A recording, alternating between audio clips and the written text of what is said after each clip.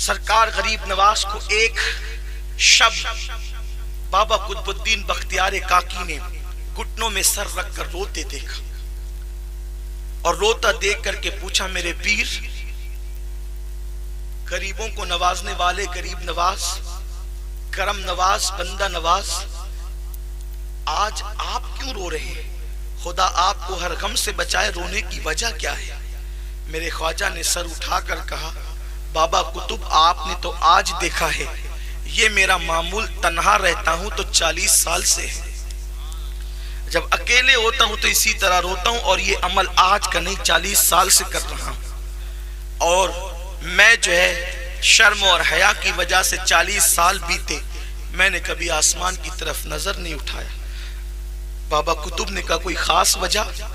ارشاد فرماتے ہیں، ایک غلطی ہو گئی، ایک لغزش ہو گئی، خدا کی قسم میرے خواجہ سے گناہ نہیں ہوا، محفوظ عن الخطا مانتے ہیں، لیکن کہتے ہیں، خود کہتے ہیں، آدمی عاجزی کے طور پہ اپنے لیے جو چاہے کہہ لے، ہم تو ان کی بات نقل کرتے ہیں۔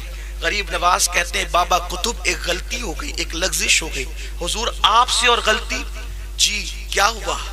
ارشاد فرماتے ہیں، ایک سفر میں تھا اور سفر میں عصر کا وقت گزرتا چلا گیا، عصر کا ٹائم گزرتا چلا گیا، ایسا لگا کہیں مکروہ وقت شروع نہ ہو جائے عصر کا، تو میں نے اپنی سواری سے اتر کر جلدی جلدی وضو کیا کہ مکروہ وقت شروع نہ ہو۔ حالانکہ مکروہ وقت میں بھی اگر نماز پڑھی جائے عصر کی نماز تو وہ نماز ہو جاتی ہے، ایسا نہیں کہ نہیں ہوتی، ہو جاتی ہے، بلکہ فقہا فرماتے ہیں اگر سورج غروب ہونے میں اللہ اکبر کی مقدار بھی ٹائم باقی ہو اور کسی کو تحریمہ مل گئی سورج کی موجودگی میں غروب ہوتے ہوتے اور بعد میں سورج غروب ہو گیا حالت نماز میں، تو اب بھی اس کی نماز قضا نہیں بلکہ ادا ہی مانی جائے گی۔ یہ فقہائے احناف کا فتویٰ ہے، لیکن سنیوں ذرا دل کے کانوں سے سننا اور بہت غور سے سننا، ہم کہاں ہیں اور ہم نے اپنی سنیت کو کیا بنا لیا ہے، بلکہ میں تو یہ کہتا ہوں ہم بہت کچھ بنے، ابھی ہم تو سنی بھی صحیح سے نہیں بن سکے، ہم نے اپنے آپ میں بہت غرور پیدا کر لیا ہے، بہت تکبر پیدا کر لیا ہے۔ اللہ اکبر، میرے آقا علیہ السلام کے غلاموں، حضور عطائے رسول کہتے ہیں کہ جس وقت میں اپنی سواری سے اترا عصر کے مکروہ وقت شروع ہونے کو ٹائم بہت کم تھا، میں نے جلدی جلدی وضو کیا، اور وضو جب میں نے جلدی کیا تو جلدی وضو کرنے میں جو ہے مجھ سے حضور علیہ السلام کی ایک سنت چھوٹ گئی جس کو انگلیوں میں خلال کرنا کہتے ہیں، جان بوجھ کر نہیں بلکہ نماز کی جلدی میں یہ سنت چھوٹی ہے، اور جب میں نے، مجھے پتا بھی نہیں چلا، جب میں نے مصلی بچھا کے نماز پڑھا تو ہر نماز میں مجھے جو لطف آتا تھا، جو مجھے کیف و سرور آتا تھا،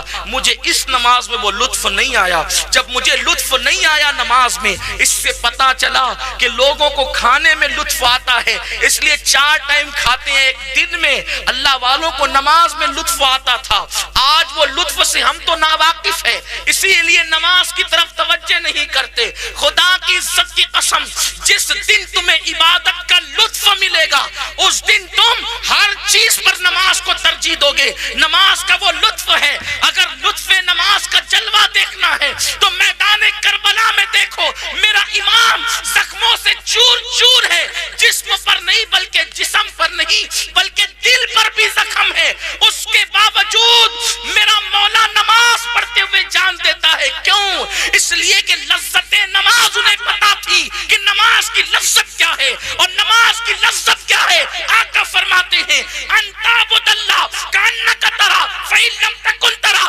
فإنہ یراک، اللہ کی عبادت اس طرح کر جیسے گویا تو خدا کو دیکھ رہا ہے۔ اور یہ نماز پڑھتے ہیں تو یہ کانکا کی قید بھی اٹھ جاتی ہوگی، گویا کی بجائے وہ صحیح معنی میں حقیقت میں ذات خدا کا دل کی آنکھوں سے مشاہدہ کرتے ہوں گے۔ اللہ اکبر۔ عطائے رسول کہتے ہیں جو لذت ہمیشہ آتی تھی وہ لذت نماز میں نہ آئی، نماز کے بعد گردن جھکائی اور سب سے بڑے مفتی میں نے اپنے دل سے پوچھا مراقب ہو کر کے، بتاؤ آج نماز میں لطف کیوں نہیں آیا؟ دل نے جواب دیا، معین الدین تیرے نانا کی ایک سنت تو نے چھوڑ دی، اس لیے تجھے نماز میں لطف نہیں آیا۔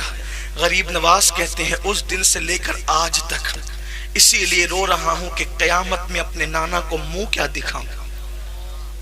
90 لاکھ کافروں کو مسلمان کرنے والا معین الدین، جس کو عطائے رسول کا خطاب دربار رسول سے ملے، وہ معین الدین، 70 سال تک رات و دن کو جا کر عبادت کرنے والا معین الدین، بلکہ جس کو نبی نے معین الدین کہا.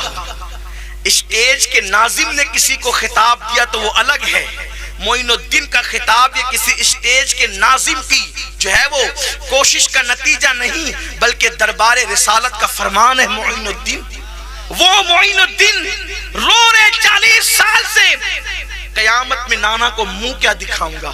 میں تم سے پوچھتا ہوں سنیو، قبر میں حضور کی زیارت ہوگی، ہم سے کہا جائے تو ہم نعرے لگاتے ہیں، بالکل لگانا بھی چاہیے، خوش ہوتے ہونا بھی چاہیے، لیکن آپ سے پوچھتا ہوں منہ کیا دکھاؤ گے حضور کو قبر میں؟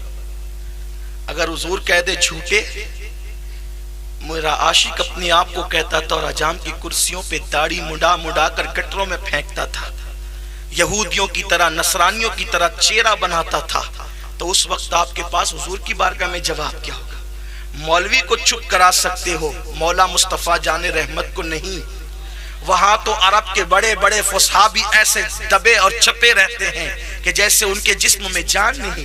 میرا امام کہتا ہے فصحاء عرب کے بڑے بڑے تیرے آگے یوں ہے دبے لچھے، کوئی جانے منہ میں زبان نہیں بلکہ جسم میں جان نہیں. کیا جواب دو گے؟ منہ کیا دکھاؤ گے؟